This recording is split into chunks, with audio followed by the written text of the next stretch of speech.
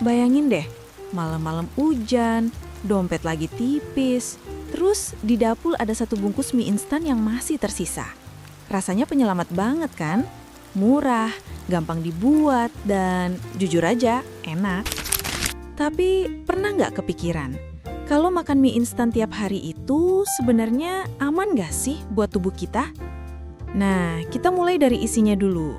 Kalau dibuka tabel gizinya, mie instan itu mayoritas karbohidrat dari tepung, sama lemak dan natrium dari bumbunya. Sementara protein, vitamin, mineral, serat itu minim banget. Jadi bisa dibilang mie instan tuh bukan makanan berbahaya, tapi memang miskin zat gizi. Kalau tiap hari hanya makan mie instan, tubuh kita bisa kekurangan zat penting, kayak protein buat otot, zat besi buat darah, atau vitamin buat daya tahan tubuh. Itu sebabnya kenapa mie instan sering disebut makanan pengganjal perut, bukan sumber nutrisi utama. Makanya, mie instan bukan makanan berbahaya. Dia nggak otomatis bikin sakit kalau sekali-sekali dimakan. Justru bisa jadi penyelamat keadaan, misalnya pas tanggal tua, lagi di kosan, atau butuh makanan cepat saji. Tapi, kalau jadi kebiasaan tiap hari, baru deh mulai ada masalah. Banyak yang bilang mie instan itu bahaya. Padahal, kalau kita teliti, mie instan itu nggak otomatis berbahaya.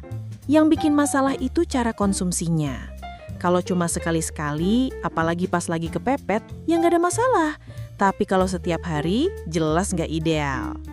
Kenapa? Karena satu bungkus mie instan itu tinggi natrium atau garam, terutama dari bumbunya. Mie instan memiliki kandungan natrium atau garam yang tinggi, sekitar 850 hingga 1480 mg per porsi, atau sekitar 50% sampai 70% dari asupan garam harian yang direkomendasikan WHO, yaitu kurang lebih 2400 mg garam per hari. Coba bayangin gini, tubuh kita itu kayak mesin. Kalau tiap hari masukin bensin murahan yang cuma bikin mesin nyala, tapi nggak ada pelumas atau perawatan, lama-lama performanya drop.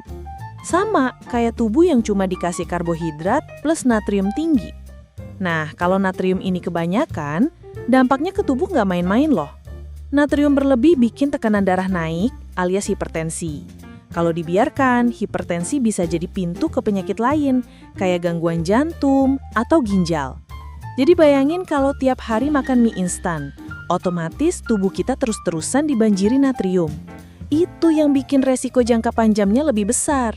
Jadi masalahnya bukan di mie instan beracun, tapi di kandungan natrium yang berlebihan kalau keseringan. Tapi tenang, bukan berarti mie instan harus dihapus total dari hidup kita. Ada cara biar lebih aman. Pertama, jangan pakai semua bumbunya, cukup setengah aja. Itu udah ngurangin natrium lumayan banyak. Kedua, tambahin sumber protein kayak telur rebus, ayam suwir, atau tahu. Ketiga, masukin sayur, entah sawi, wortel, atau brokoli, biar ada serat dan vitamin. Dengan cara ini, mie instan jadi lebih seimbang buat tubuh.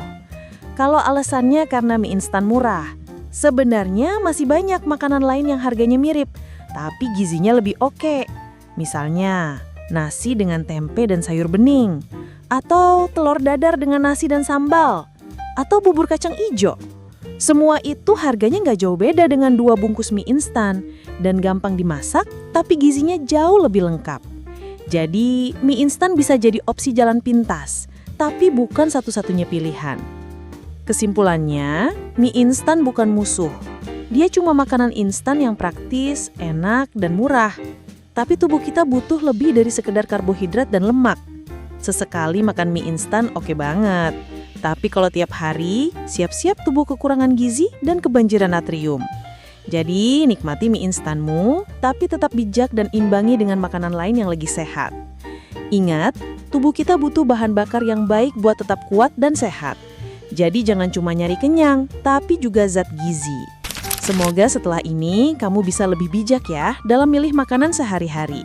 Dan ingat, sehat itu nggak selalu harus mahal, tapi butuh cerdas dalam memilih.